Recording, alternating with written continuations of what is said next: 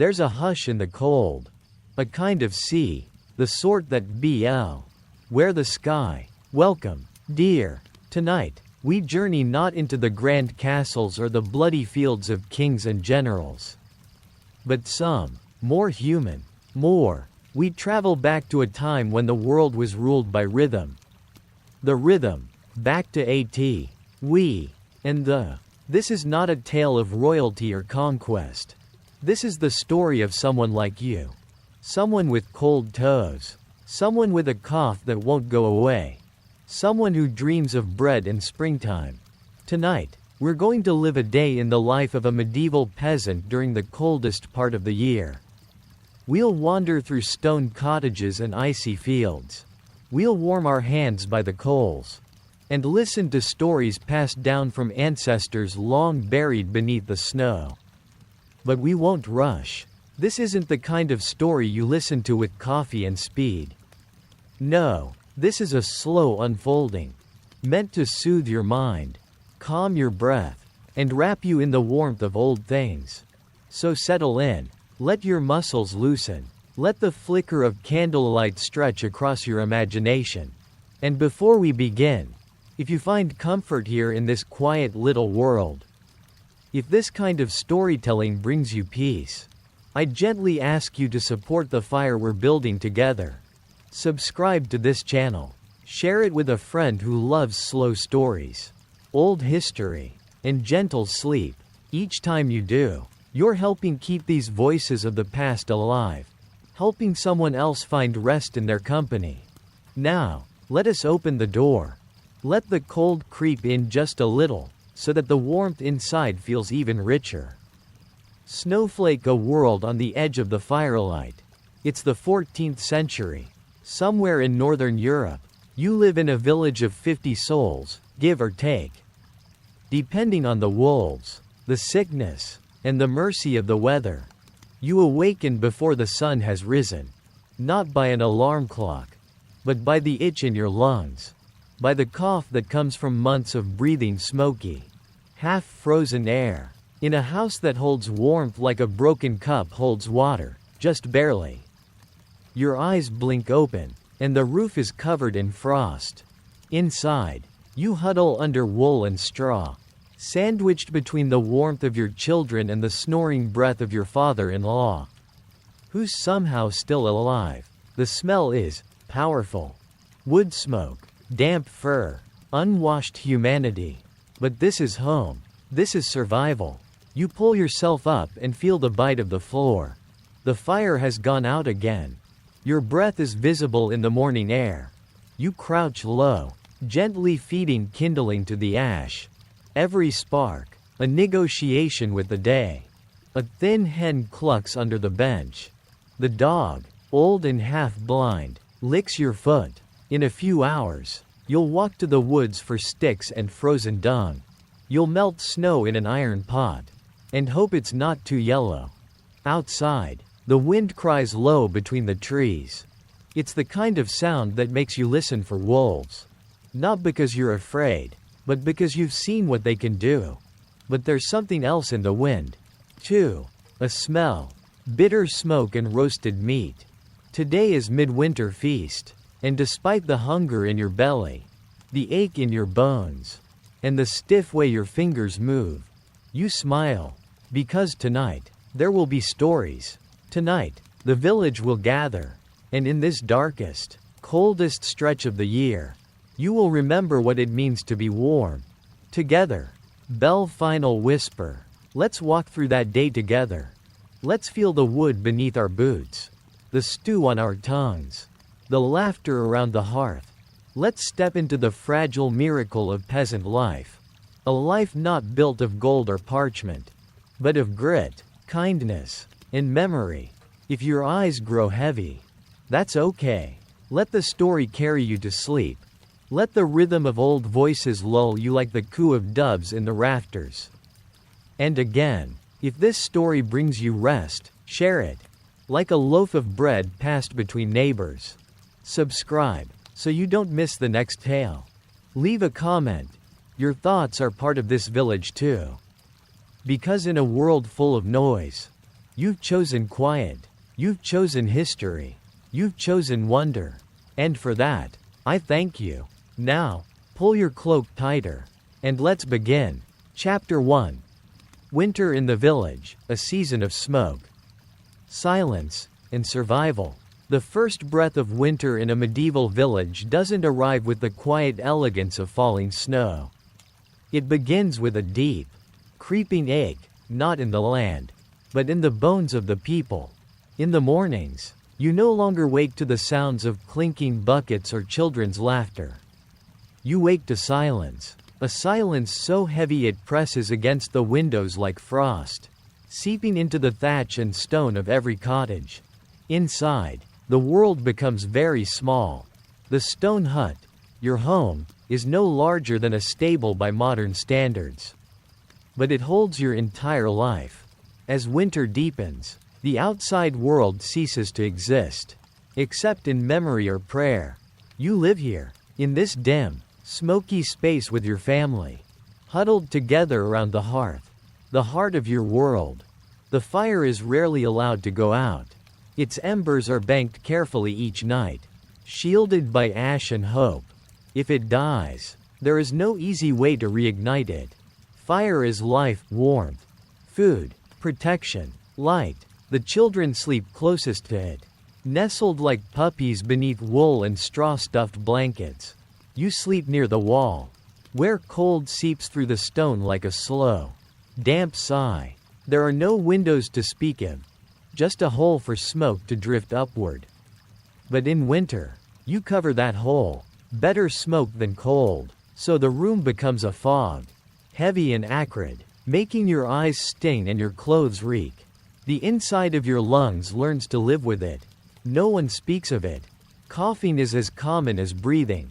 You begin to measure time not by the sun or church bells, but by the woodpile. Each log burned is a step closer to the end of winter, or to running out. And there's never enough wood. Never. Not unless you are lucky. Or rich. Or both, which you are not. You wear the same clothes for weeks. Perhaps months. Layers of wool, linen, whatever scraps have been patched together across generations. The sleeves are stiff with soot. The hem crusted with old snow and filth. But they are warm. They are yours. Your boots have been mended so many times they barely resemble shoes. Still, you wear them indoors, because the floor is colder than any field. Your days blur together. Each one begins in darkness and ends in darkness, with little to separate them. You do not light candles unless you must. They are precious. Saved for illness, birth, or death. Most days, you sit near the fire and mend things, nets, clothes, tools, or shell beans. Or sew.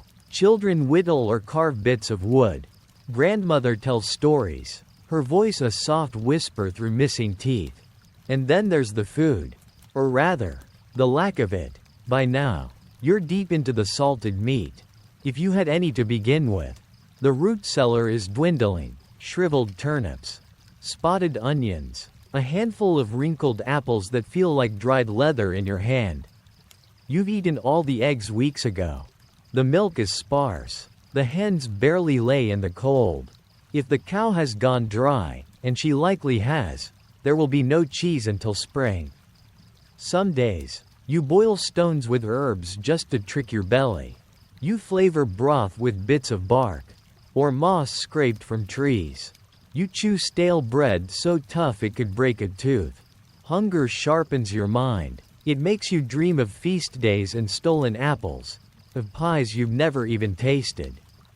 Children cry less in winter, not because they're braver, but because they are weaker.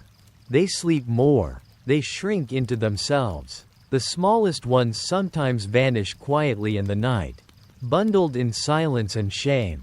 When it happens, no one cries loudly. Grief is private. Grief wastes warmth. Outside, the snow piles higher. The paths between homes vanish. The chapel bell rings only faintly, if at all. Wolves come closer now. You hear them at night, circling, bold. Sometimes you think they're not wolves at all.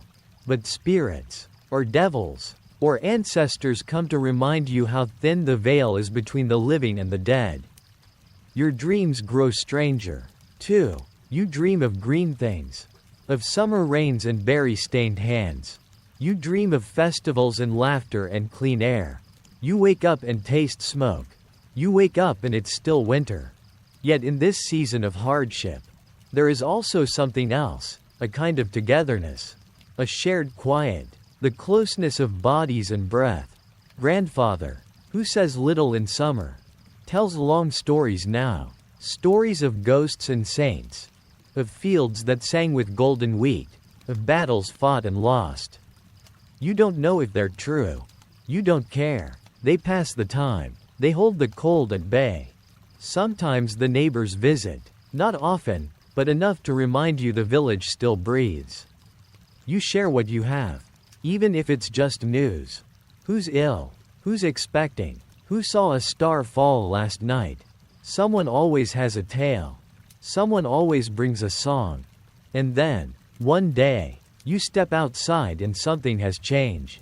You don't know what at first. The cold is still sharp. But the sky is different. A softness in the wind. A smell, damp earth. Maybe, a raven calls from the treetop. Water drips from the eaves. It isn't spring, not yet, but it's something. And you go back inside, cheeks red, heart fluttering, and sit by the fire again. The child beside you stirs. Grandmother hums a lullaby older than the village. You pull the cloak tighter and wait. You will endure, because that is what you do. You are a villager, in the heart of winter. And this is how you live. If you've enjoyed this quiet journey into the heart of the medieval winter, consider joining us on the longer path. Subscribe to this channel, share it with a friend, and keep the fire of history glowing with us. Dreams of Time continues. Chapter 1. The Hearth and the Silence, Winter's First Breath. Let us begin where time softens, where the breath of life is slow and steady, and where history lingers in the smoke curling above a wooden roof. Imagine the first frost whispering across the fields of a 14th-century European village. The last amber leaves have fallen, dancing their way to sleep atop frozen soil. The crows are quiet now. Even the wind holds its breath. Winter has arrived, and for the people who live here, in a place with no clocks, no street lamps, no warmth but that of fire and each other, this marks not just a season, but a shift of existence itself. The houses, simple and stooped, lean inwards as if huddling together. Built of timber and thatch, these homes are not insulated against the cold in any modern sense. They breathe as people do, letting in the chill, groaning under snow, sweating smoke into the gray sky. But within them, something ancient and enduring stirs. A small fire, crackling in a hearth made of stone and mud. A family, close-knit not just by love, but by necessity. Here in the heart of the village, the hearth is life, and around it, the entire world contracts. In this chapter, we will settle into the humble rhythms of winter inside a medieval home, to feel the stillness, the hardship, the unexpected warmth, to walk among the peasants not as outsiders, but as quiet observers. Let the cold stay outside. We are home now, and the story begins. Inside the house, warmth woven from survival. Step into the doorway, mind your head. The ceilings are low, the beams worn smooth by the touch of many hands. You'd notice immediately, the smell. Not unpleasant, but alive. A mixture of smoke, damp wool, old wood, and something earthy. Perhaps herbs hung to dry. Or the scent of bodies in close quarters, which have not felt soap in months. The floor beneath your feet is not stone or tile. It's packed dirt, swept daily with bundles of twigs. There's straw thrown over it in spots, not just for warmth, but to soak up what nature inevitably brings in. Mud, slush, spilled ale, a dropped bit of stew. Waste from the children or the animals. Yes, Animals. Chickens sleep in the corners. A goat may wander through. And at least one piglet grunts contentedly beside the fire. This is not cruelty, nor chaos, it's warmth. A body's heat is as precious as a pile of firewood in this time. The fire burns low, but steady. Wood is rare this deep into winter. Many trees are forbidden, claimed by the Lord or the church. And even collecting fallen branches might invite a fine or a beating. So the villagers burn what they have: peat, dried dung, the ends of old carts. The smoke doesn't escape easily. There's no chimney, just a hole in the thatch roof. And on days when the wind turns wrong, the room fills with haze. Children cough, eyes water, but no one complains. This is normal. Around the fire, the family huddles. Not just the nuclear family. Medieval households are often a tangle of relations. Grandparents, cousins, a widow or two, perhaps a wandering monk sleeping in the loft. Everyone lies close at night. Bodies packed like sardines under itchy blankets of wool and hemp. Privacy? An alien concept. Life is lived shoulder to shoulder. You speak softly not out of politeness, but because walls carry sound like secrets passed in prayer. The nights are long, so very long, and they begin early. By 4 in the afternoon, dusk is already pressing at the window. And by 6, the world is black. But here, that darkness is not feared. It is expected. The pace slows. There are no clocks to defy the sun, no bulbs to imitate it. Tasks are done earlier, meals taken soon after dark. And then, quiet. This is when the stories begin. The second sleep, a forgotten rhythm of the soul. Unlike us, medieval villagers didn't sleep in one long stretch. They practiced something now lost to time, a two-part sleep. The first sleep would begin not long after supper, with the fire gently burning down and the cold creeping back in. People would drift off naturally. For 2, maybe 3 hours, they rested. Then, around midnight or a little after, they woke, not with alarm, not with stress, but as part of the rhythm of life. This waking time, often called the watch, was quiet and dim, and full of wonder. Some would pray, others tend the fire. A few might slip out under the stars to check on animals. Or perhaps, to meet a lover. Unseen, children whispered to each other. Elders told tales. A mother might sew by candlelight. A father mend a shoe. And when the soul had gently wandered, it returned to sleep, the second sleep, deeper, dream-filled, and lasting until dawn. Modern science now suggests this pattern may have been more natural than our current 8-hour block. But here, it's just life, time, measured not by bells or alarms, but by breath, by flicker of flame, by the moon's slow passage overhead. Cold that bites, but doesn't break. Still, let us not romanticize. Winter is hard. Children die in winter. Food runs out. Illness spreads in the still air. Pneumonia, dysentery, fevers. The local, cunning woman, half healer, half feared, brews potions in the dark, some of which help, others, perhaps not, but no one else is coming. No doctors, no science, only faith, and plants. And whatever luck your ancestors passed down in your blood. The cold seeps through walls and clothes. Fingers split, toes turn black if not watched. Rats become bold. And always, there is the howling of wolves at night. Real wolves, not metaphors. It's said they sometimes circle villages like ghosts. People nail holy relics to doors. Hang dried rowan branches above cribs. The line between superstition and survival is thin here, and nobody dares cross it. But in spite of it all, or perhaps because of it, winter is the season when community holds tightest. A fire of laughter and memory. Laughter still exists. Oh yes, when the stew is warm and someone has found a few turnips left. Or when an uncle tells the old joke about the monk who tried to milk a bull, laughter echoes. Quiet, because the baby is sleeping. But real. Songs are sung, not the refined hymns of cathedral choirs, but earthy, melodic, sometimes crude verses that have been sung since before the Normans came. They carry warmth, memory, hope.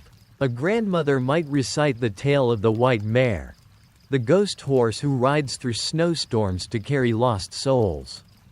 Or of the green children who once appeared in a neighboring village, speaking no known tongue, claiming to have come from beneath the earth.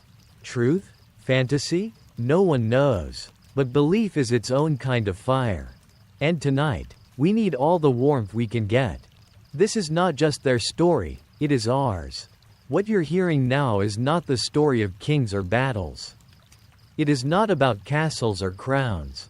It is about the countless, nameless people who lived and breathed through centuries, who endured without reward, who loved in the shadow of the great, and whose footprints lie beneath every stone of modern Europe.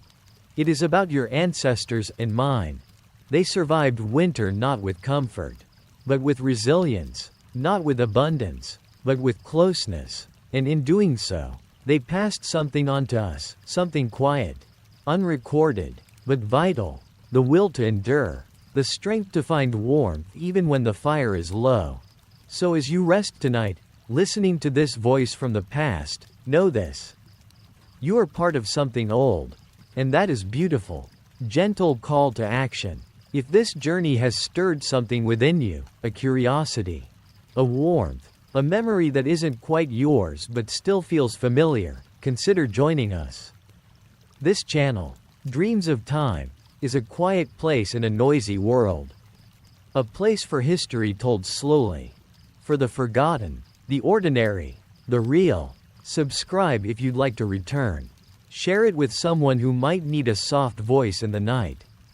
And leave a thought in the comments, a story, a question, a name from your own family tree. Because in the end, all of this was never just about history. It was always about us. Chapter 2. Winter's Whisper. Where the wind talks and tea. The wind does not knock in winter. It seeps. It crawls through every cracked lintel and loose shutter, curling like smoke across the stone floor, slinking beneath the door with icy fingers. And when it speaks, it does so in groans and whistles, not in words, but in memories. Memories of other winters, harsher ones, that still haunt the timbers of your home. In our little medieval cottage, time in winter is different. Days are not ruled by the sun, for the sun rarely shows his face. He is hidden behind a veil of gray. A woolen sky stretched taut across the heavens. The days are short, the light dim and uncertain. And when it fades, it leaves behind a world soaked in shadow. Inside, the fire glows, not brightly, never with the luxury of abundance, but just enough to cast a golden shimmer on the clay walls and to dry the chill from your boots. Morning is not something you wake into, it is something you prepare for. The rooster is silent in winter. He too hides from the cold. And you rise not to crowing, but to coughing, from your own chest or that of your brother beside you. There is no privacy. 6, maybe 8 of you share this one room space. And in the coldest months, even the animals come indoors. The goat, the hen, the piglet, their breath clouds in the same air as yours. And while they stink, they also radiate warmth, a low, living warmth that pools around your ankles and makes the night bearable. Every movement in the morning is reluctant. Fingers numb, breath visible, eyes crusted from the dry smoke of last night's fire. You rise only because you must. Someone has to fetch water before the bucket freezes. Someone has to coax the embers back to life. Someone has to step outside into the white silence and relieve themselves behind the hut, hoping the snow will mask the smell before the dogs find it. In the stillness of dawn, there is no song, only the distant sound of someone chopping wood. Perhaps a mile off, echoing through the frost-bitten trees. That rhythm becomes your clock. Chop, pause, chop. It is not a melody, but it keeps time all the same. And still, in all this, there is beauty. The way frost patterns lace across the inside of the window, mimicking stained glass in a cathedral none of you will ever see. The way the snow hushes the world, as if the earth itself is taking a deep, slow breath. You learn to listen in winter to the creak of the rafters, the distant howl of wolves, the flutter of snow sliding from the thatched roof. Each sound is a message, each silence, a warning or a gift. Breakfast is a sparse affair. A crust of black bread softened in hot broth, thin, but warm, sometimes a bit of preserved root. A chunk of lard if the pig slaughter had been generous. And always, always the shared cup, a wooden vessel passed from hand to hand, each sip a communion of necessity. You drink deeply not because it tastes good, but because it means you are still here, still fighting, still warming. The day's labor does not stop in winter, only changes shape. The fields are too hard to plow, the livestock too lean to butcher. So, you mend, you carve handles for tools, you twist cords of rope from flax or hair, you stitch worn cloaks with sinew and patience. And while you work, you speak, quietly, softly. Words are not wasted here. Every story, every old wives' tale, every half-remembered hymn becomes a thread that binds the hours together.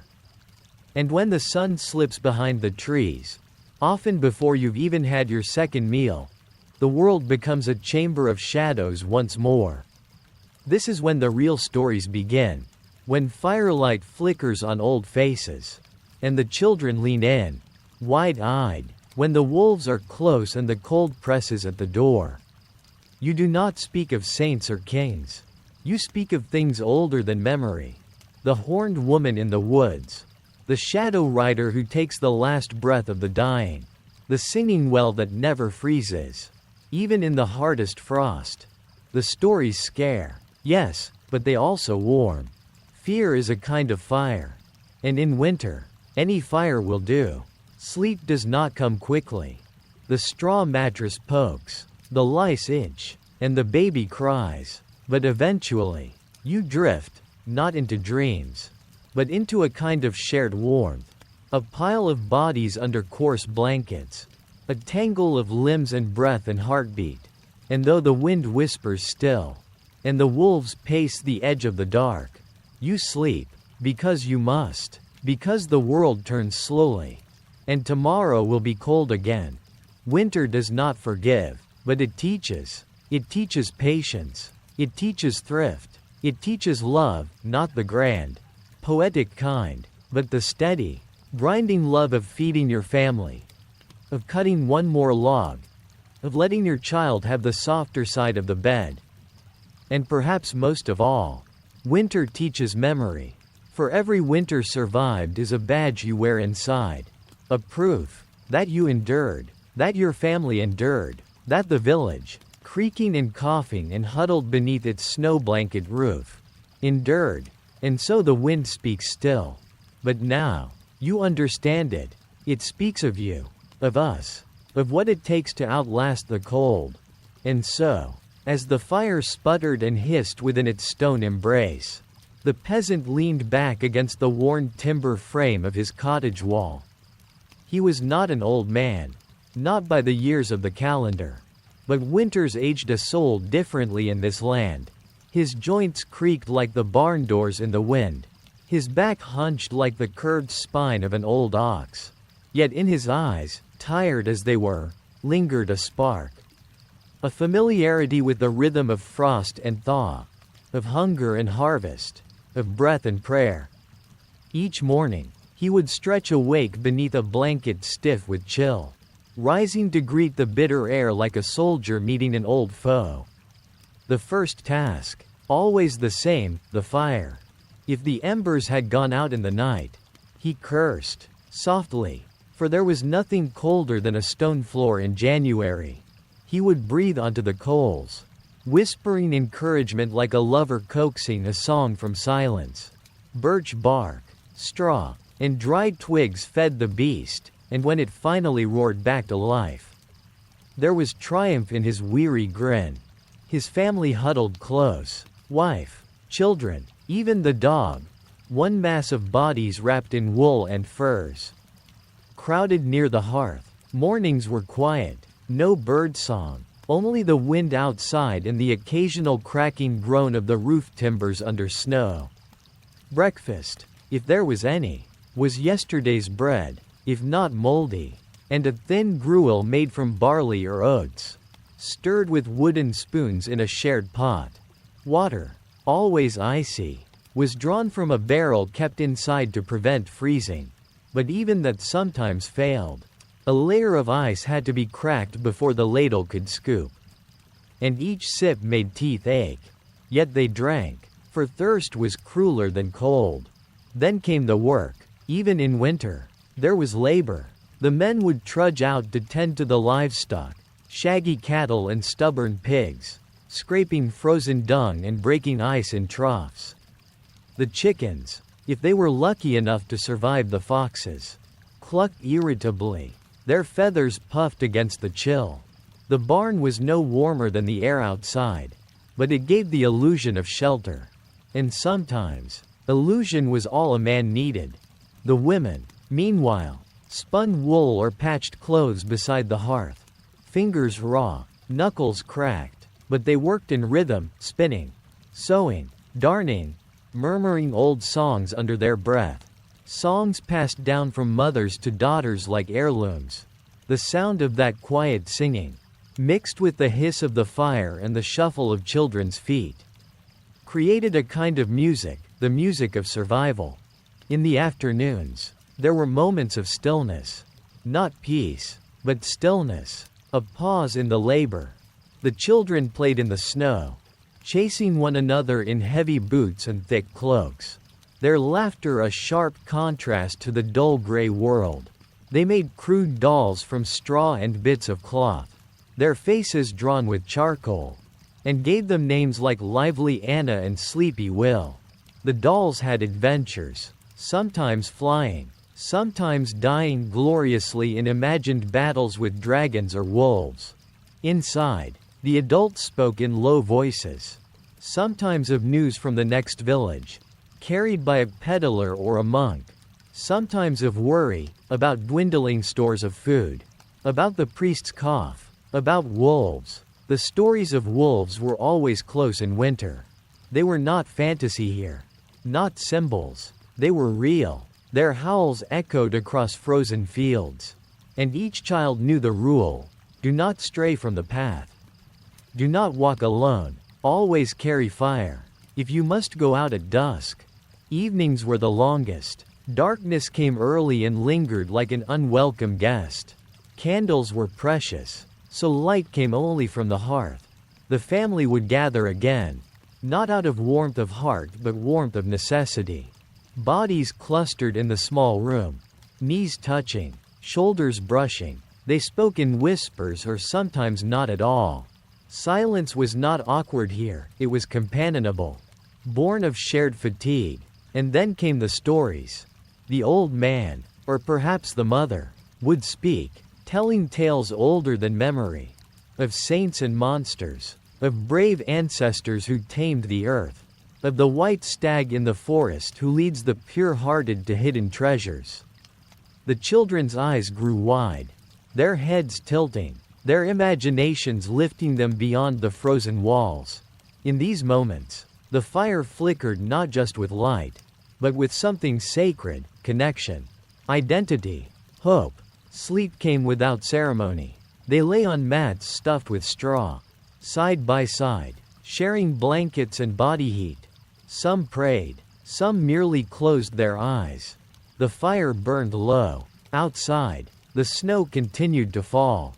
Inside, there was quiet breathing, the occasional cough, a dog shifting in its sleep. And in that stillness, that deep, ancient hush of a winter night in the medieval countryside, there was a kind of peace. Not comfort, not ease, but peace. Because they were together. Because the roof still stood. Because the fire had not gone out. Because tomorrow they would rise again. Chapter 2. Winter Rhythms, Hearth. Hunger and Hope. Outside, the cold clung to the earth like a second skin. Frost webbed the windows with delicate white veins. And the trees stood bare, like silent sentinels stripped of their summer pride. Within the walls of the village homes, life had slowed, but not stopped. Winter, in its silent reign, became not merely a season, but a rhythm, a pattern etched into bones and blood, a dance of endurance that each villager knew by heart. In the dim glow of the hearth, time softened its edges. Morning and night were no longer marked by the sun, but by the rising and falling of the fire's breath.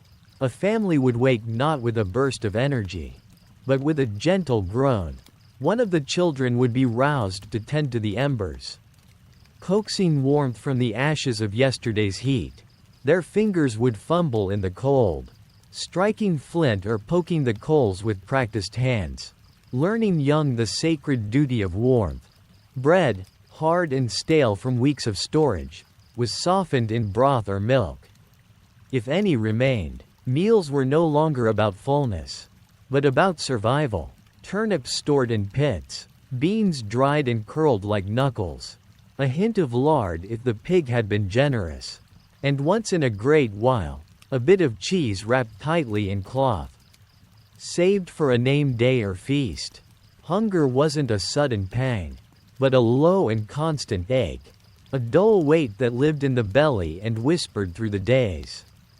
Still, there was laughter. There always was. In the long hours spent indoors, children invented games with stones and bits of wood. They made up songs to the rhythm of the wind outside and carved faces into turnips for fun. Their parents would watch with quiet smiles, fingers working wool or patching garments near the hearth, grateful for distractions that cost nothing. Illness often came as winter deepened. Coughs began in the throats of children and moved like ghosts from bed to bed. A simple fever, which in summer might have passed in a few days, became a real danger in the chill months. There were no doctors here, only the village wise woman, who made tea from dried herbs and whispered prayers over clay cups. She was old, so old that no one remembered a time before her. Her hair was the color of ash, her fingers crooked like old roots, but her eyes were sharp, and her presence commanded silence. She brewed elderflower and yarrow, wrapped infants in layers of linen soaked in warm wine, and tied charms of rowan wood above the sickbeds. Sometimes it worked, sometimes nothing did, but even that was part of winter's rhythm. Stories were currency in the long dark. At night, when the work was done and the wind howled against the walls like a hungry beast, the family would gather close and someone would speak. Perhaps it was the father, remembering tales of his youth, or the grandmother, her voice soft and brittle, telling of saints and spirits, of the forest that once swallowed men whole. The children would listen with wide eyes, knowing every tale by heart, but asking to hear them anyway. Outside, wolves crept close to the edges of the village. Their howls echoed across the frozen fields, a sound older than fear itself. Chickens were locked away, goats kept near the house, and the dogs, if a family had one, were never left outside after dusk. Everyone knew someone who'd lost a sheep, or worse, to a creature with yellow eyes in the snow. There was safety in routine. The men would go to the woods, axes slung across their backs, boots crunching through drifts, seeking firewood with a kind of desperation. Each branch they cut was a stave against death, each log a little insurance against the cold that crept under the door like smoke. Sometimes, when the weather allowed, they'd gather in the small church at the village's edge. The priest, wrapped in worn robes, his voice hoarse from cold and devotion, would speak of patience and providence, of suffering as a test, and warmth as a reward to come. not in this life, but the next. And the people, weary and shivering, would nod, not always because they believed, but because belief was warmer than doubt. The days passed not in events, but in echoes. A child's laughter here, the snapping of a frozen branch there, the crunch of snow under hurried feet, or the creak of the roof under new weight. Each small sound became a landmark, a star in the night sky of winter. Feasts were rare but unforgettable. On certain nights, like the solstice or a saint's day, the village would pool what little they had. A chicken might be slaughtered. Cakes would be baked from flour saved for months.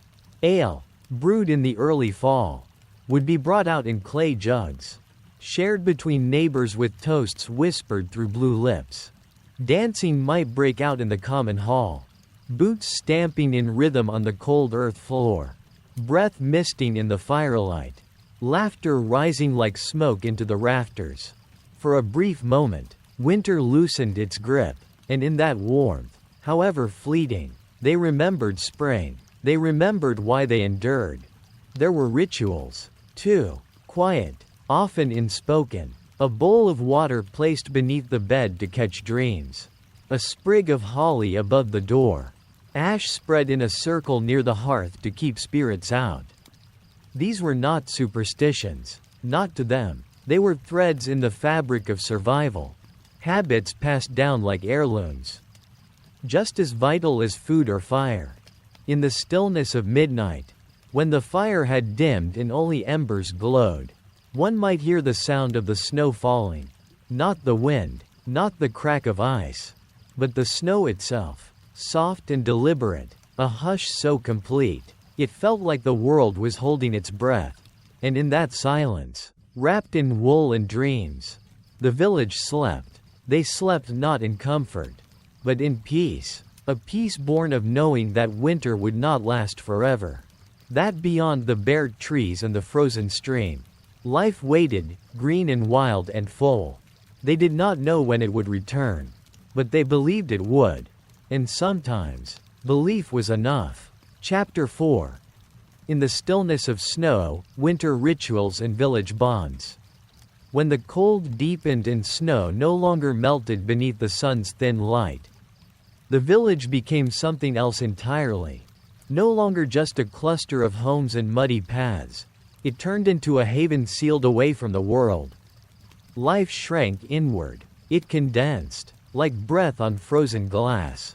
And inside each cottage, people began to live in a rhythm dictated not by ambition or time, but by weather, wood, and the slow rotation of necessity. In the mornings, if one could even tell it was morning, there came a ritual. Solemn and shared, eyes would flicker open to the dim light of smoldering coals, the single thread of smoke rising from last night's fire. Before speech, before thought, came the sounds. Creaking beams overhead adjusting to the frost, the groan of a body stiff from sleep, the soft shuffle of someone reaching for their boots, still cold, still damp. And then, the fire. Always the fire. Its lighting was less a task and more an offering.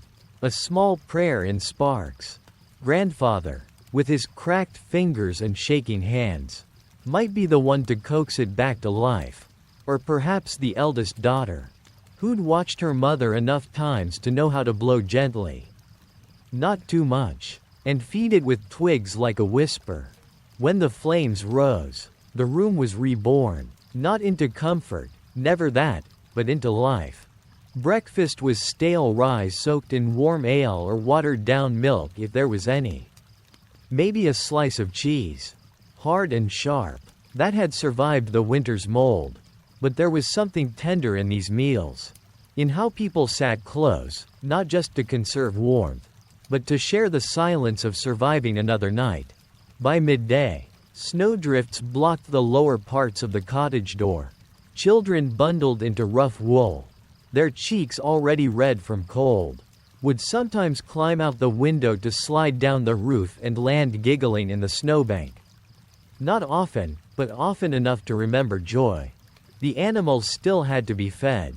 In the barn, breath hung like ghosts in the air. Goats nibbled on dry hay.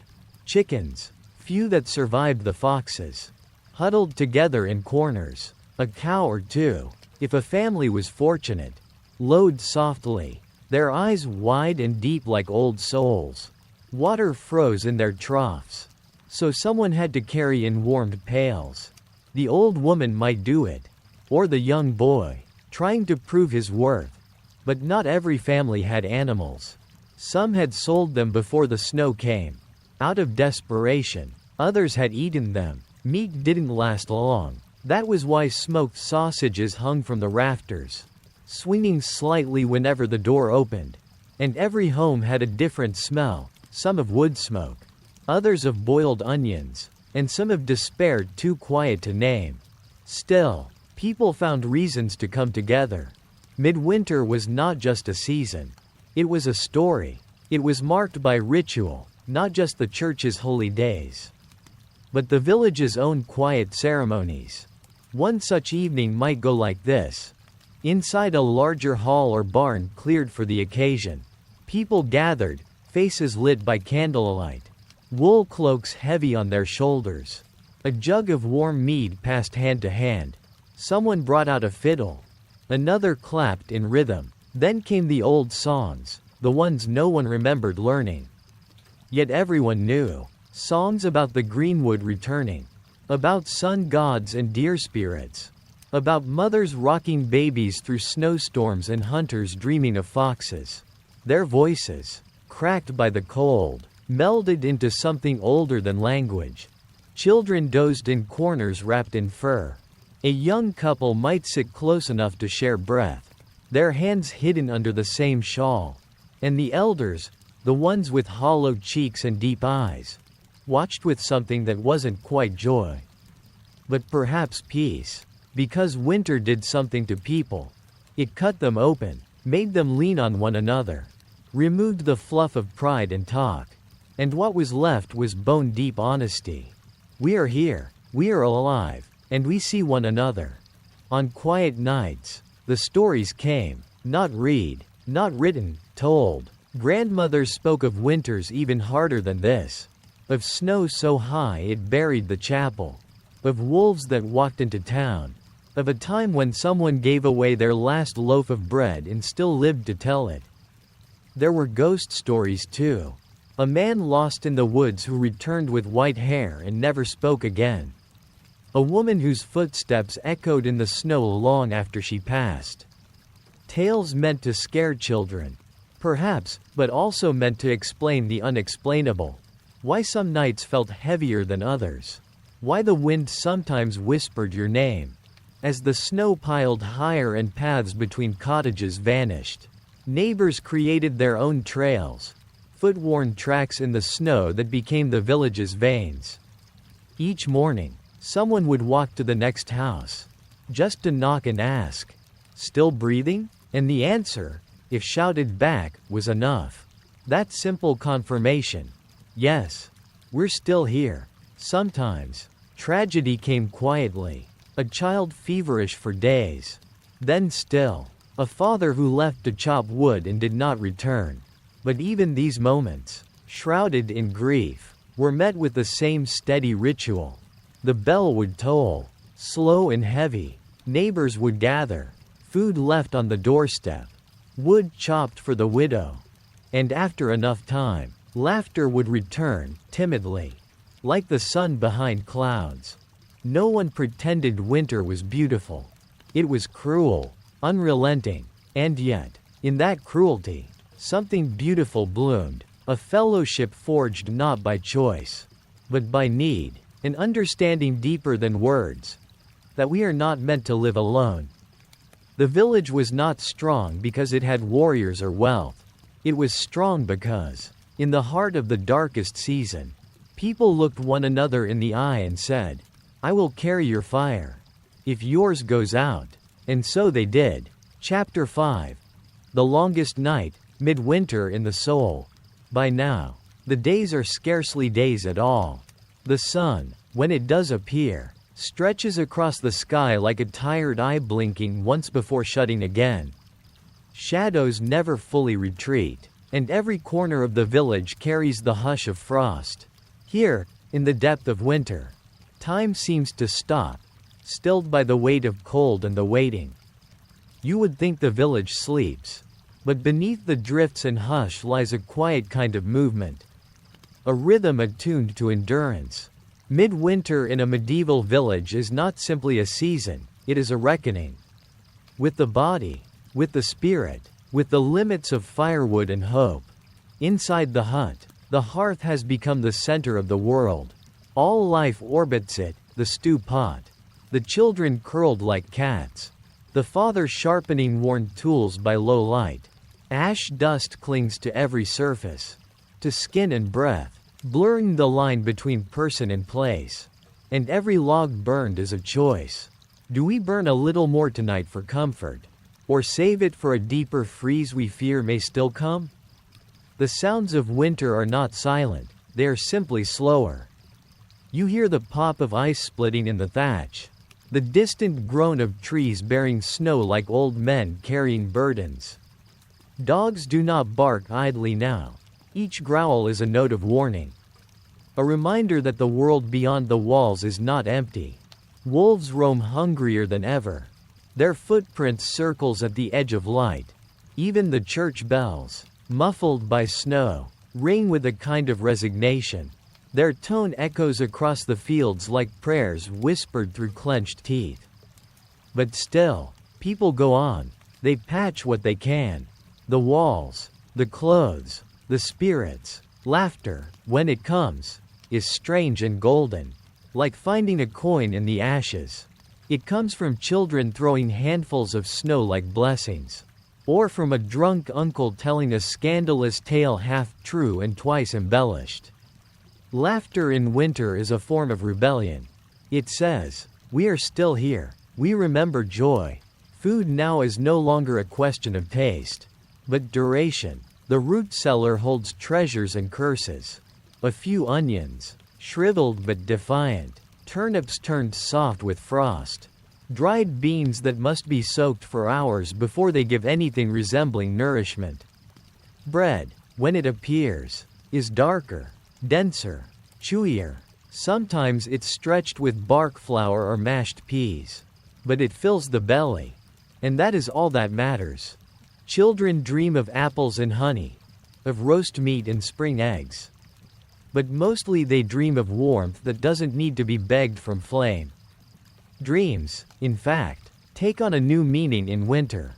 With the sun gone, and candles precious, much of life is lived in the quiet inner world. People sleep longer, wake slower. There is less distinction between night and day. And in those long hours under sheepskins and straw, stories are told. Grandmother's voice in the dark tells of spirits in the forest, of ancestors who once faced winters colder still, of saints who walked barefoot over snow, of animals that speak on Christmas night. These stories are not merely entertainment. They are instruction. They are insulation for the soul. The child who listens learns not just the tale, but the lesson buried like a root beneath it. You are not alone. Others have survived this cold before you. Sometimes, someone dies, quietly, in the night, an old man whose lungs gave up, a baby who never quite woke. Death in winter is not met with screams or sobs, just the slow rustle of cloth, a neighbor summoned, a body wrapped in wool and placed outside until the ground thaws. Grief is folded into routine, into ritual. There will be time to mourn more loudly when the earth is soft again. But still, candles are lit. Bread is shared. Names are whispered like seeds pressed into snow. And in the darkest weeks, just as the soul begins to fray, the village marks the solstice. There is a fire, larger than usual. A gathering, even if noses run and fingers burn. One of the few chickens may be slaughtered. Mead is passed. Watered down perhaps, but still sweet enough to remember better days. The priest mumbles Latin over evergreens, but the people feel older gods stirring beneath the roots. There is singing, low, slow, slightly off-key, And for a moment, the whole village leans toward the fire like plants to light, because they know, deep in their marrow, that the night will not last forever. They remember that just as the wheel turns toward dark, so too it must turn back to dawn, and though the frost will cling for weeks still, they have made it halfway. They are survivors not of war or conquest, but of cold, hunger, quiet despair. And so, a mother rocks her baby with a lullaby older than parchment. A boy etches shapes in the soot on the hearth wall. A grandfather sips broth and remembers a winter when wolves came right to the door. These small acts, repeated 1,000 times in 1,000 huts, are the true pulse of medieval life. Not banners or battles, but this, the waiting, the enduring, the flicker of flame against a thatched roof while the wind howls beyond the cracks. You are welcome here, in this moment, in this firelit hush. You are part of a lineage of sleepers and storytellers, of frost-bitten survivors who knew that even the longest night eventually breaks into morning. And as we settle into sleep beside them, wrapped in the hush of history and hay, we remember, even in the deepest winter, the human spirit keeps a small, stubborn ember lit. Chapter 6, The Night, the Hearth, and the Tales That Bind. As twilight descended upon the medieval village, it did so with a kind of authority, quiet but absolute. The winter sun, already reluctant, had dipped beneath the jagged line of hills by mid-afternoon, and the land was surrendered to a darkness so complete it seemed to belong to a different age altogether. There were no lamps to flicker along streets, no hum of distant machinery. Only the muffled silence of snow and the occasional lonely call of a night bird reminded one that the world still moved. Inside the cottage, warmth was no small miracle. The hearth, a low stone pit at the center of the room, glowed with a soft orange life. The logs gently hissing as sap fought the fire. Around it, the family gathered in a silent, grateful huddle. The fire was not just heat. It was heart, it was memory, it was safety.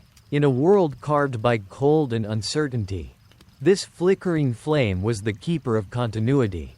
The cottage itself was little more than a box of timber and packed earth. Walls thick with clay and straw kept the worst of the wind out, though one could still feel its sigh in the corners. Above, beams blackened with years of smoke held up a thatch roof that creaked and moaned as the temperature dropped. There were no rooms, only corners assigned to sleep or storage, and low shelves carved crudely into the wall. Every object had a story, the cracked mug passed down 2 generations, the iron poker made by a cousin long buried beneath church soil, the woolen blanket patched with a dozen hands' work. This house was not humble because its people were small. It was humble because the land demanded reverence. And when the night grew still and the outside world vanished behind the thick curtain of dark, the stories began. They did not begin with grand pronouncements or dramatic gestures.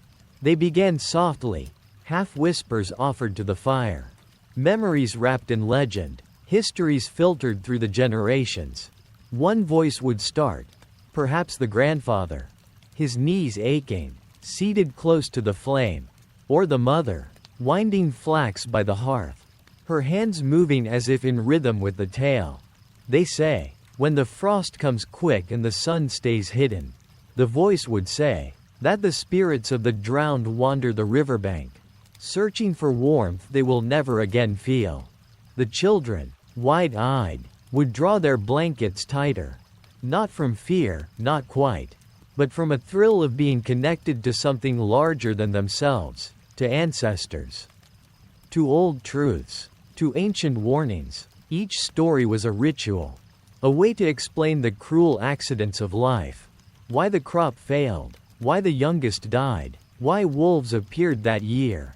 The stories didn't shield them from sorrow, but they gave sorrow a name. And that name could be whispered, carried, softened. Sometimes the stories were humorous, thinly veiled commentaries on neighbors, turned into fools or fairies in the telling. The village idiot might become a man who tried to outwit death with a wheel of cheese. A disliked landlord could be transformed into a toad cursed to croak forever beneath the well. These tales brought laughter, quiet and hushed, but precious in the cold dark. Other times, the stories were sacred, Bible passages remembered not quite verbatim, tangled with local lore. Joseph might be imagined not in Egypt, but wandering snowy hills like the village shepherd. Mary could be spotted in the stars, cloaking the fields in winter frost. The line between holy and human blurred in the night. It was not blasphemy, it was reverence shaped by need. Outside, the wind clawed at the wooden door like a forgotten guest. But inside, the flicker of the fire painted everyone in gold. The shadows moved across the walls as if listening too. And in that space, that holy, humble hour, time slowed. The hunger of the day faded. The bitterness of lost harvests softened. The stories held them, one breath at a time. Children drifted into sleep, their heads upon straw pallets. The parents sat in silence, watching the flames and each other. Words were no longer needed. They had been said, they had been shared. What remained was the presence of breath and warmth and the slow rise of ash. In a world without clocks, night was measured by how far the coals sank into silence. And when only embers remained, the family settled into their nests of wool and hay, the fire's ghost pulsing gently like a heartbeat. But the story, the real story, was not over. It was never over. Because in the morning, the fire would be stirred again. Bread would be baked. Water would be broken through with the axe. The wind would return. So would the work. But the tale, the memory of that night, would walk beside them in every step. And so, the winter deepened. And so, the story continued. Chapter 7. Nightfall in the cottage, whispers, shadows, and the sleeping hearth. The sun was gone now, tucked away behind the snow-covered hills like a forgotten coin beneath the sheets. What little light had lingered in the gray sky had now surrendered to the thick, inky darkness of a medieval winter night. Inside the small timber-framed cottage, the world narrowed to what the hearth could reach, a golden flicker upon rough walls, a wavering glimmer on faces softened by fatigue. The cottage was no more than a single room, and yet within that humble space, life gathered close, woven tightly by necessity and custom. The hearth, cradling its final glowing embers, was the center of everything, not just warmth, but safety, light, and even the illusion of hope. The flickering coals cast dancing shadows upon the low ceiling, where smoke, too stubborn to leave entirely through the thatch, hung like a ghost among the beams. Children huddled near the fire, not for stories anymore, but for the comfort of proximity, the warmth of another's breath, the shared scratchy wool blankets, the comfort of familiarity in a world that turned wild when the sun set. Outside, the forest groaned and whispered in the wind. Branches creaked like aching joints, foxes yelped, and somewhere in the distance, the eerie howl of a lone wolf rose into the sky, echoing through the night like a song of old fears never forgotten. To live in a village was to accept that darkness was not merely an absence of light, it was something alive, pressing up against the walls, listening.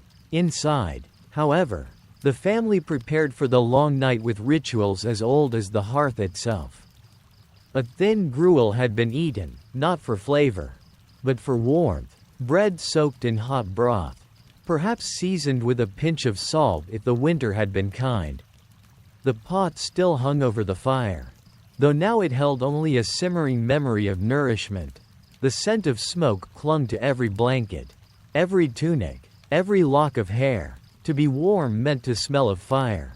To survive meant to carry the scent of burning wood into one's dreams. The bedding was shared, straw-filled sacks laid out in corners. covered in heavy woolens and whatever cloth could be spared. There was no such thing as sleeping alone in winter. Bodies lay pressed together like pages in a tightly bound book, children nestled between parents, grandparents sharing warmth with grandchildren. It was not merely affection, it was survival. A baby sleeping beside its mother was safer than one wrapped alone in a cradle. Lice and fleas were constant companions. And yet, oddly, unmentioned, scratching was as natural as yawning. No one thought of it with horror, it was simply the rhythm of life. One did not fear what was always present. Before sleep, there might be a prayer, not the grand, soaring Latin of cathedral masses, but something whispered in the local tongue, half remembered and deeply felt. Perhaps it was a plea to Saint Brigid for protection, or to Mary for warmth, or simply to the old spirits, long since unspoken of, who were said to watch over homes. The lines between Christian saints and older gods often blurred in these villages, like moonlight seen through mist. The fire was banked, carefully smothered beneath ashes to keep it alive through the night. A hot coal in the morning could mean the difference between life and frostbite.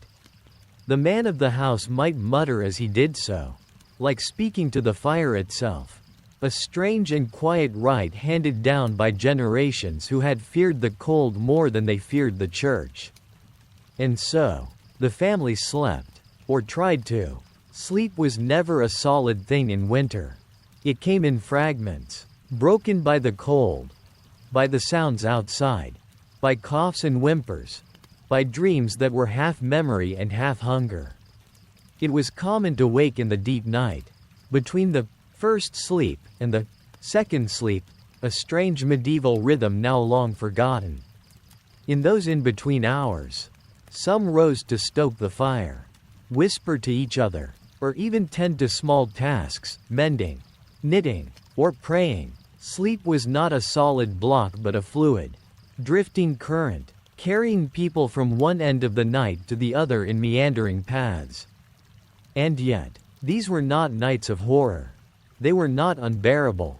They were life, shared, quiet, endured. In that darkness, with only the breathing of loved ones, the settling of the roof beams, and the fading warmth of the hearth, there was a kind of peace, a strange, hard-earned intimacy with the world.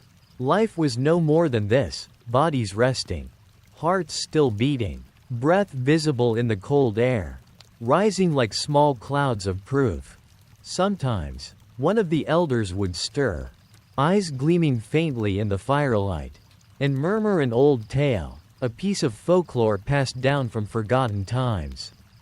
Perhaps about the wailing woman of the woods, or the spirits who danced between trees when the snow fell in silence. These tales weren't told to frighten.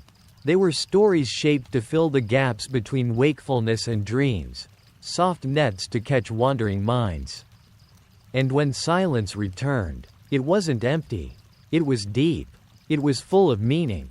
The kind of silence that only comes when people have nothing left to say, not from anger or sadness, but because they are entirely together, entirely present. That was winter in the medieval village, not the epic battles of kings or the great towers of cathedrals, but the slow breath of peasants in the night, holding each other against the cold, whispering tales older than the Bible, and listening to the soft murmur of fire meeting ash.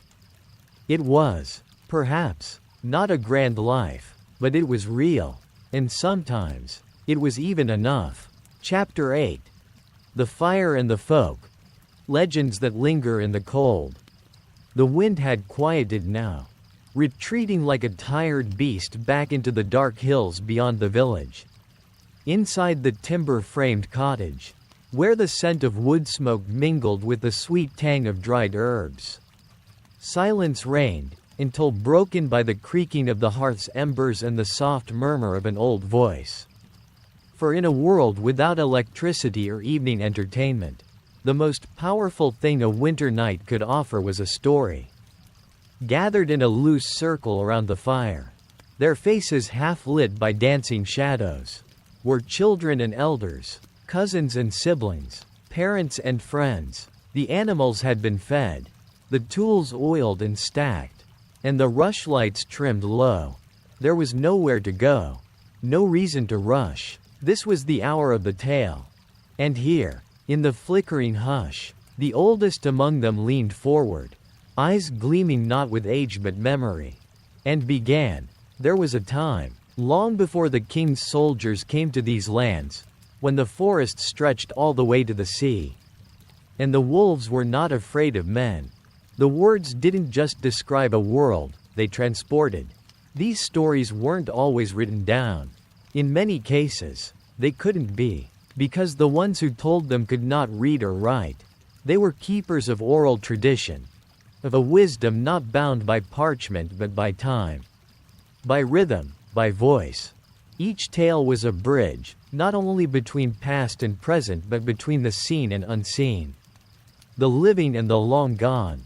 There were stories of green-cloaked maidens who lured knights into mist-covered meadows, never to return, of white deer that, if followed, would lead one to treasure or madness. There were hollow hills, where the fair folk danced at night, and if you heard their music, you might lose an hour or 100 years. Some tales were warnings.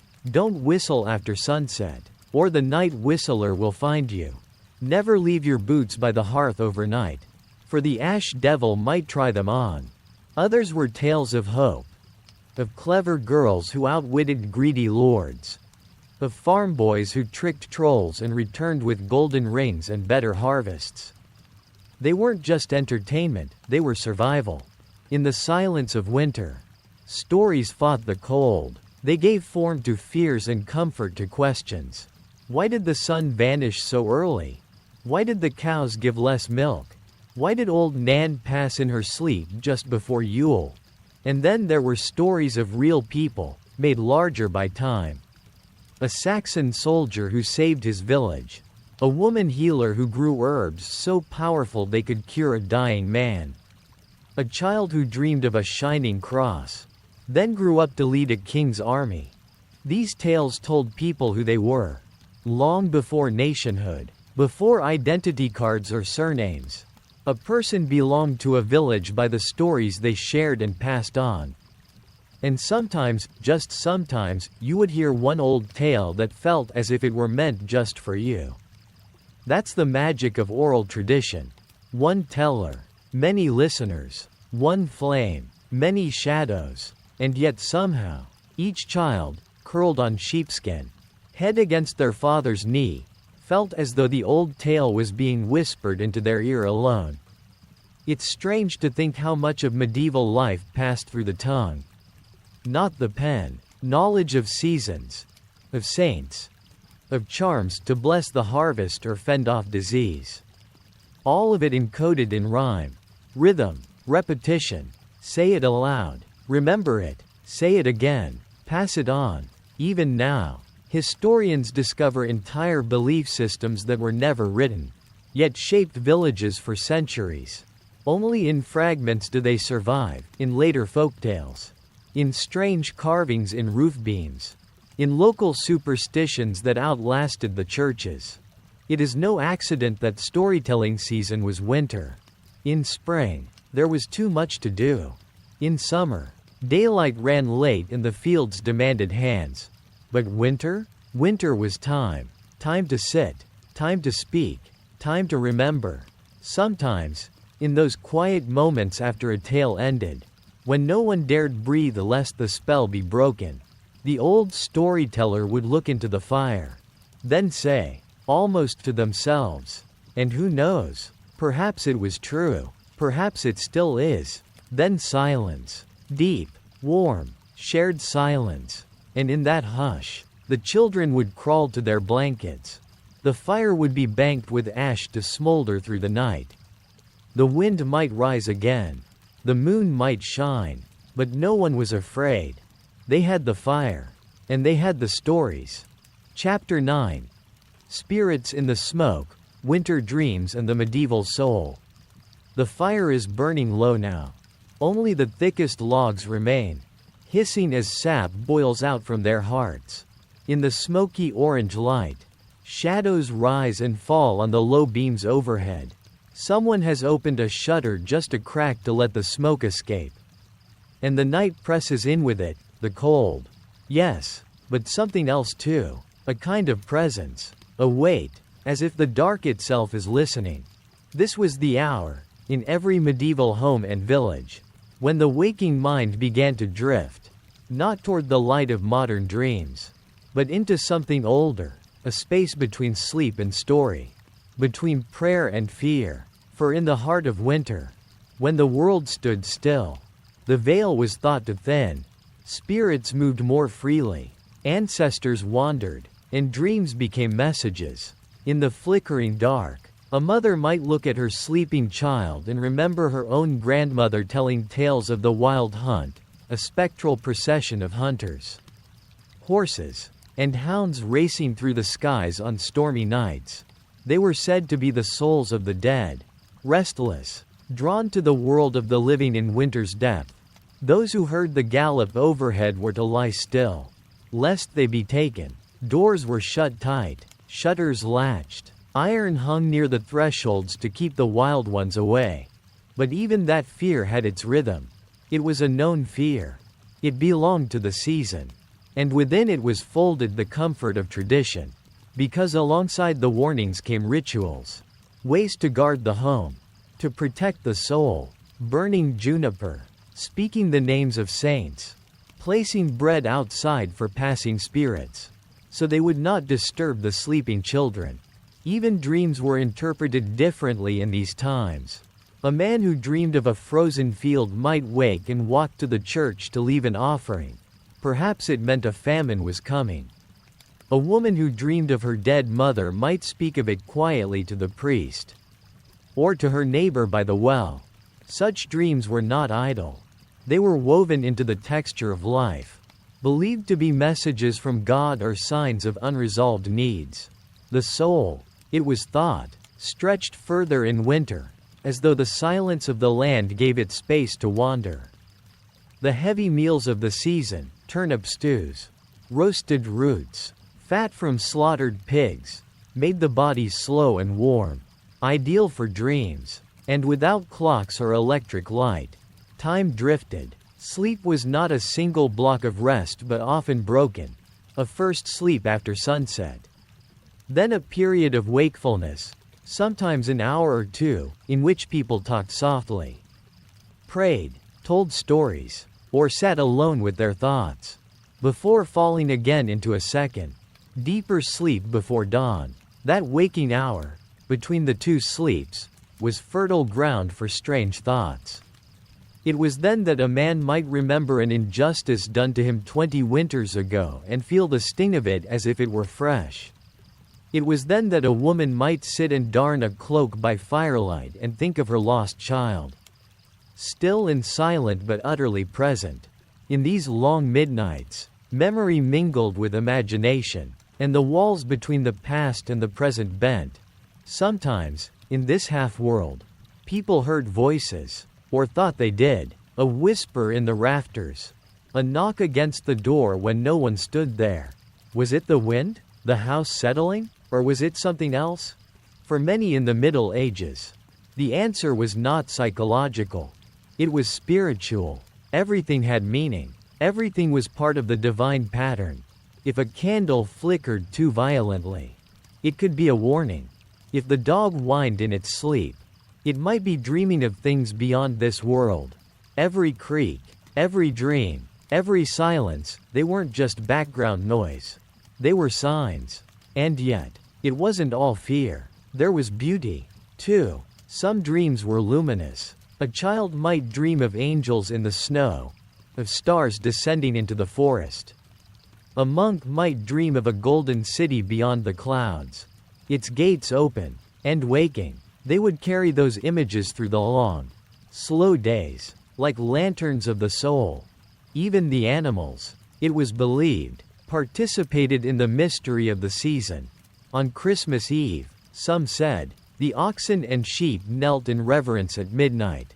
Others believed the family dog could speak for a moment at the turning of the year, though no good would come to those who listened. These stories weren't meant to be factual in the modern sense. They were ways of expressing something deeper, the sense that the world was alive with spirit and story, and that the turning of the year brought us closer to the edge of that reality. So much of this, to modern ears, may seem like fantasy, but to those who lived it, who breathed in the thick scent of smoke and sweat, who shivered as the wind curled under the door, who knew death as a frequent guest, it was as real as the earth. The night had moods, the dark had voices, and the winter, above all, had memory. Perhaps, in a way, they were right, for even now, if you sit by a fire on a winter's night, alone, and let the world fall quiet, something ancient stirs, a flicker of awareness, a presence, not frightening, but vast, as if the walls of the house have fallen away, and you are sitting once more in a forest clearing, your ancestors all around you, the stars distant but clear. You feel the cold in your bones. Yes, but also something else, a kind of nearness, a reminder that you are part of a story that stretches far back, beyond your own name, into the quiet folds of time. That was what the people of the Middle Ages knew in their bones. That life was not only lived forward, but carried backward. That memory is not only held by us, we are also held by it. Especially in the deep of winter, when the world sleeps, and the dreams begin, and so, the fire burns on, and with every crackle, a story rises, from the smoke, from the silence, from the soul of winter itself. Chapter 10. The Last Watch Before the Dawn. Outside, the hush of snow is near absolute now. The wind has died down, as if even the elements themselves have curled into sleep. Beneath that ancient thatched roof, tucked deep within thick woolen blankets, the medieval family lies half awake, half dreaming, but sleep in this age isn't always gentle. The final hours of the night, they can be strange, even eerie. It's in this time that old grandmothers whisper of the night mare, not a horse, but a shadow that sits on your chest and brings unsettling dreams. Some believed it came from the woods, others from a spirit world that stirred only when humans lay most vulnerable. In a time without alarm clocks or bedside lamps, night stretched endlessly, and the dreams that filled it became a world all their own. A child stirs in the loft, whimpering softly. Perhaps in his dreams he has wandered too close to the edge of the forest, where shapes move without sound, where the fox speaks in riddles, and the moon turns its face away. The mother beside him lays a hand on his back. She doesn't speak, just hums an old cradle song, one sung by her mother, and hers before her. Below, the father wakes briefly and tosses another log into the fire. His eyes flick toward the shuttered window. He sees no movement, hears no sound, but still, he listens. A part of him, primal and unchanging, always keeps watch for danger. He remembers tales of wolves, not just four-legged ones, but two-legged, desperate ones. Not every winter night ends in peace. These are the hours when the human mind walks a thin line between memory and myth. In the back corner, the grandmother lies still. Her eyes are closed, but she is not fully asleep. In her mind, she sees her own childhood, the icy river, the distant toll of a church bell, the cold sting of her father's wool coat as he lifted her after she fell into snow. In these twilight hours, the past walks alongside the present. Names forgotten by time are whispered once again. People long buried come to visit. Some believe the veil between worlds thins just before dawn. The flickering flame of the hearth dances low now, not quite extinguished, but weary. Its glow casts tall, stretched shadows across the beams. In one corner, the cat's ears twitch as if it, too, hears something we cannot. Some nights, a traveler might pass the village on a moonless road, And should he pause for breath near this little farmhouse, he might swear he hears singing, faint and old, like the wind weaving through the bones of the earth. Not all songs are made for the living, but for this family, wrapped in the embrace of blankets and time. The night is almost over. A distant rooster, confused perhaps, lets out an early crow.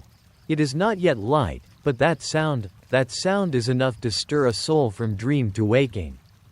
The father turns again in his sleep, this time smiling faintly. His dream is softer now. He sees green fields, warm sun, a wooden cart bumping along the road with his youngest child in it. Laughing, perhaps, in that dream. Winter has passed, perhaps, even in the darkest season. The human spirit finds a way to imagine spring. And this is how it was, night after night, year after year, across centuries. The fears were real, but so was the hope. The cold was biting, but so was the laughter in the kitchen when the snow began to fall. Life was hard, yes, but never without tenderness. Never without memory. Never without story. The fire is almost out now. Just a faint embers glow. But it is enough. Enough to hold the dark at bay until the light returns. And soon, it will. Chapter 10. Whispers beneath the eaves, dreams, superstitions, and the long winter's end. Outside, the frost clung tighter. A white crust layered the wood beams, glittering faintly under the half-hidden moon. The wind, though calmer, still curled through the narrow gaps in the shutters, pressing the scent of cold earth and distant pine into the room. And within the hut, nestled in shared breath and layered wool, the final watch of the night began, not one of eyes open, but of minds wandering. This was the hour of dreams. In the medieval imagination, dreams were not simply passing images or idle fiction of the mind. No, dreams were messages. They might come from God, from saints, or sometimes from darker corners. A peasant who dreamed of a well overflowing with water might speak of abundance and birth. A dream of wolves at the door could set a family on edge for weeks. Dreams were warnings, omens, visitations, and so, as sleep deepened and the fire dwindled to coals, the mind was freed to wander into stranger realms.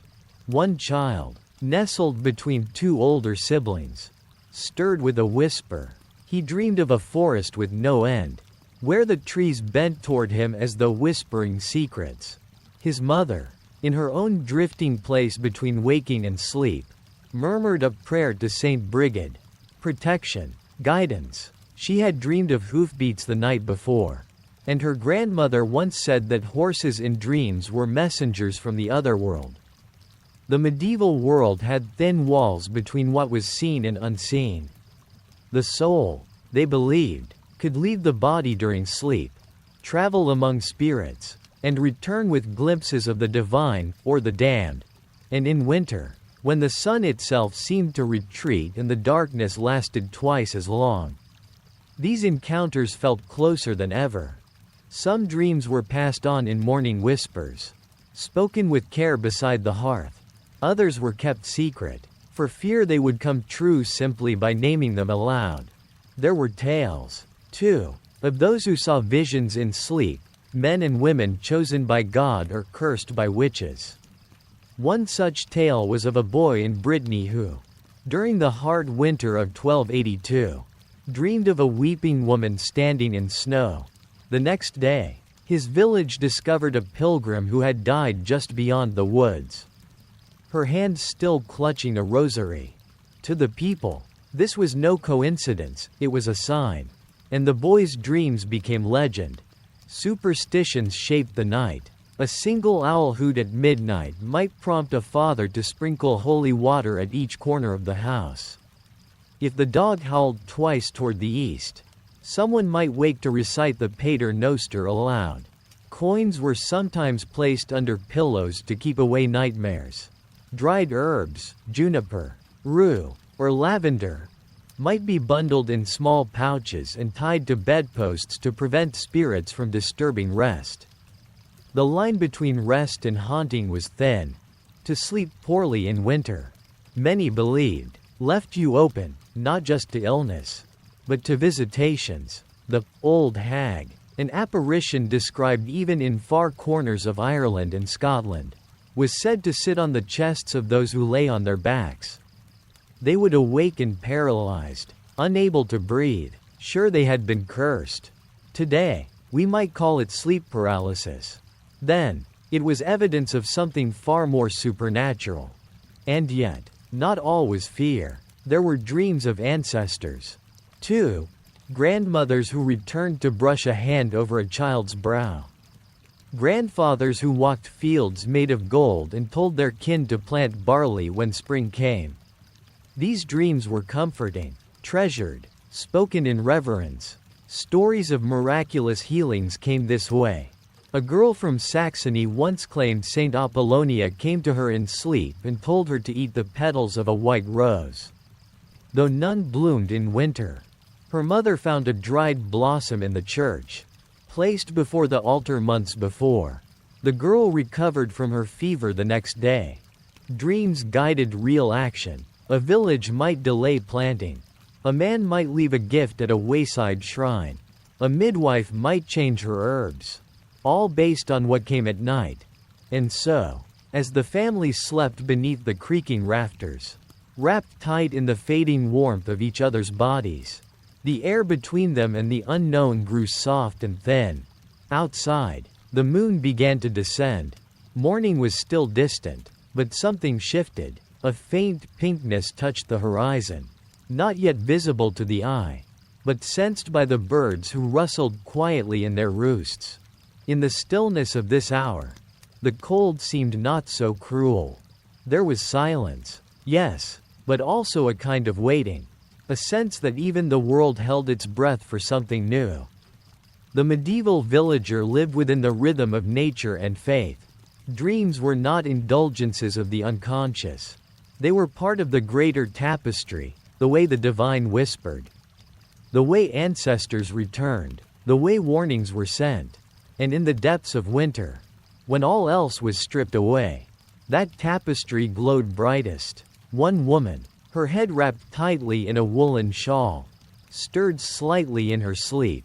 She had dreamed of a candle that would not go out, even when wind blew hard against it. She would remember it come morning, and she would tell the priest. But now, she returned to sleep, to the long breathing and dreaming of winter, trusting that what the night gave was not random, but part of a world still filled with mystery and meaning. Soon, the rooster would cry. Soon, the first logs of the morning would be lit. But for now, this moment belonged to dreams, to spirits, to quiet magic. And so the long winter night wore on, wrapped in darkness, guarded by superstition, warmed by shared breath and belief. The final hours of the medieval night arrived not with fanfare, but with a hush that seemed deeper than the silence before. This was not the silence of sleep, but the silence of frost deepening into bone. Even the animals, so vital to village life, had quieted. The hens rustled only now and then in their coop. The oxen, in the byre, huffed warm breath into the hay and shifted their weight heavily. The night was so still. It seemed time itself had slowed to a crawl. And in that stillness, something rare happened, a moment where the world paused, and the dreams of common people became something sacred. Inside the cottages, the embers had burned down to soft red eyes in the hearth. The heat they gave was slight but not meaningless. A child stirred beneath the pelts, pulling her father's cloak tighter across her shoulders. A woman, half dreaming, reached instinctively to check the warmth of her baby at her side. In the dark, her hand found a small chest rising and falling. She sighed, and her mind drifted once more into the fog of dreams. Outside, the wind whispered over the thatched roofs, carrying with it the scent of pine, smoke, and cold iron. The frost crept up the wooden walls like slow silver vines. By now, even the watchmen, those chosen or burdened with the task of listening for danger at night, were finding it harder to stay awake. Their torches had long since burned out. They stood under cloaks thick with frost, stamping their feet, peering into the dark, but no threat stirred, just the wind, and the slow ticking of the world beneath stars that cared not for kings or peasants. And while the world slept, dreams bloomed. In the peasant's mind, dreams did not unfold with logic or structure. They were wild, like the forests they feared and worshipped. They dreamed of summer, of walking barefoot on warm earth, of wheat rustling in golden fields. A boy dreamed of a loaf of white bread, soft and steaming. A mother dreamed of her lost sister, swallowed years ago by fever. The dream brought laughter, and then tears, and then a warm embrace that lasted until the rooster cried. And some dreams were stranger still. There were dreams of angels, robed in light, singing in Latin the dreamer did not understand, but somehow knew was sacred. Some dreamed of beasts, walking like men, offering riddles that held secret truths. And some dreamed of falling into darkness, only to awaken in light. Perhaps the monks, sleeping cold on stone in their distant abbeys, would later write of such dreams as temptations or trials. But for the villager, the dream was a sacred escape, a breath of color in a world of grays and browns. Yet not all were sleeping. In a house near the edge of the village, a man sat awake by the hearth. He was old, bones creaking even as he shifted to feed another scrap of wood to the fire. His wife lay bundled behind him, snoring softly. He watched the flames with a gaze that flickered between worlds, this one and the one that had come before. His breath steamed as he exhaled, remembering things he hadn't dared speak aloud in years.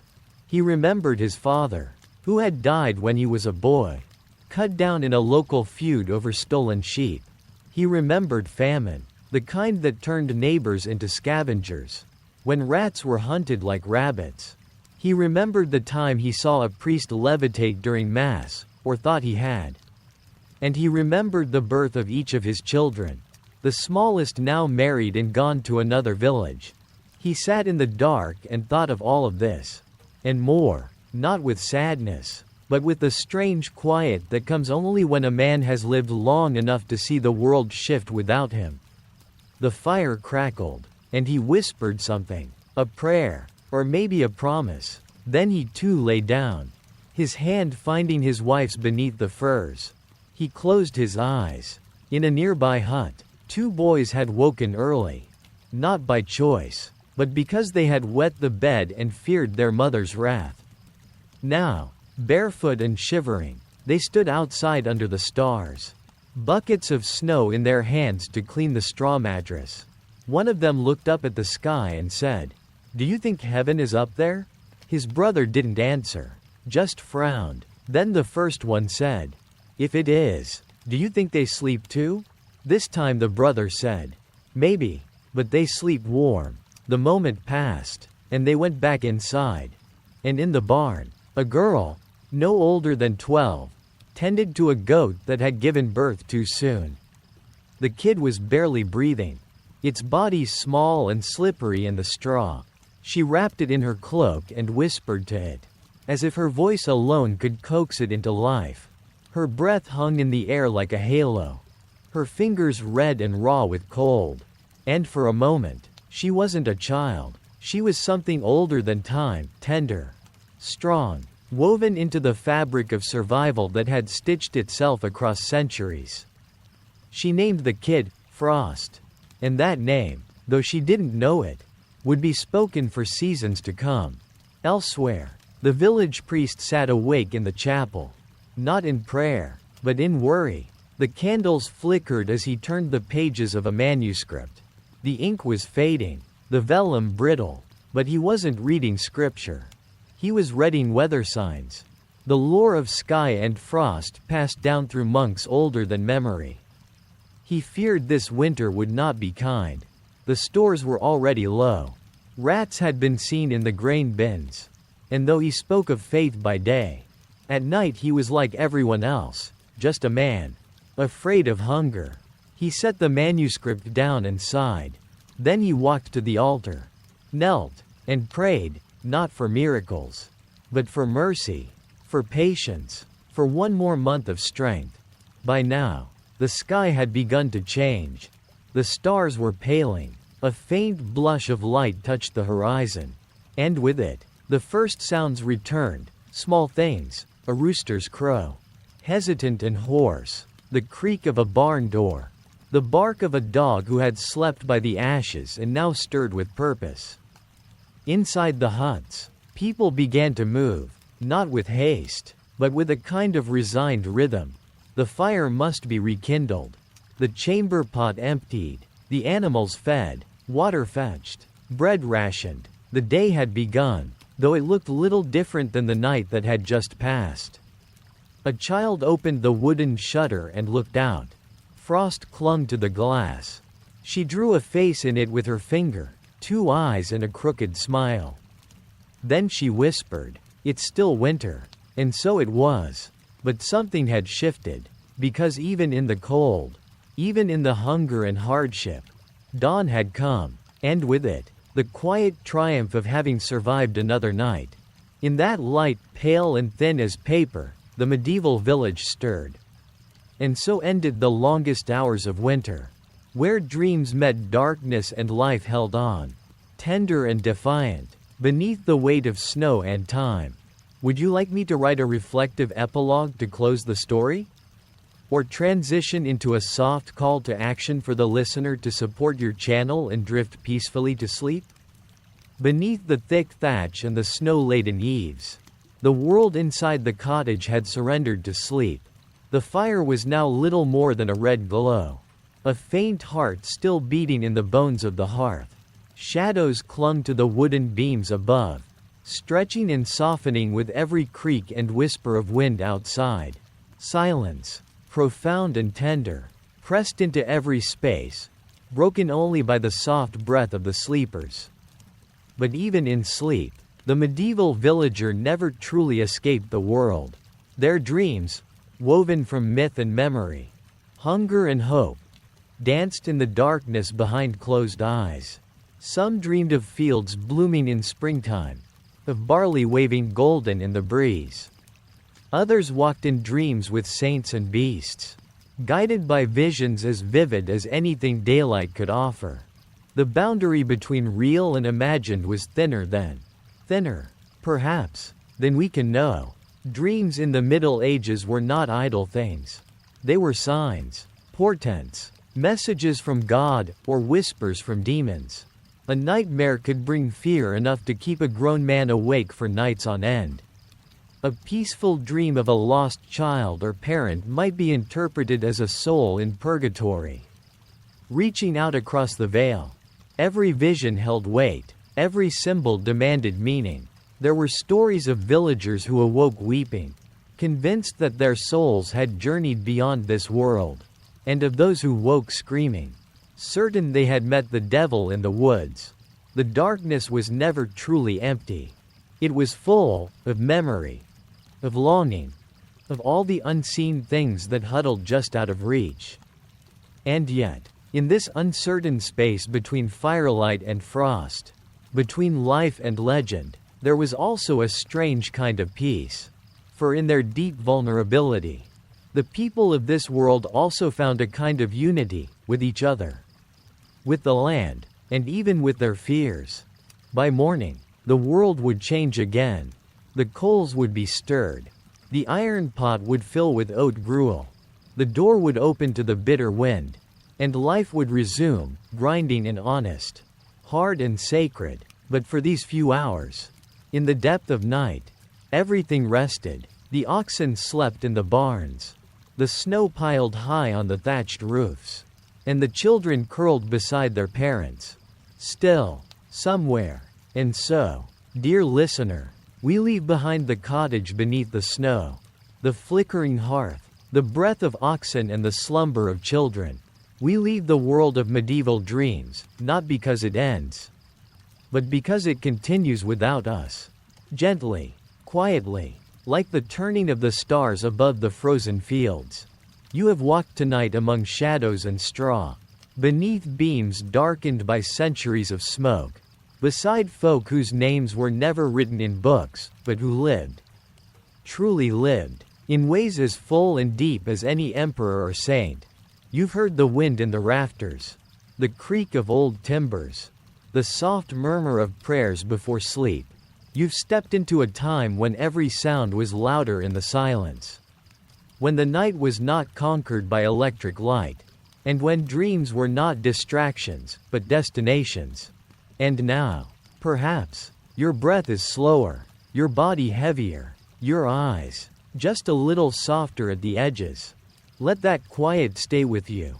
The people of that faraway time are still there, in a way, beneath the earth, beneath the roots, in the shape of fields, in the echo of songs sung low by candlelight.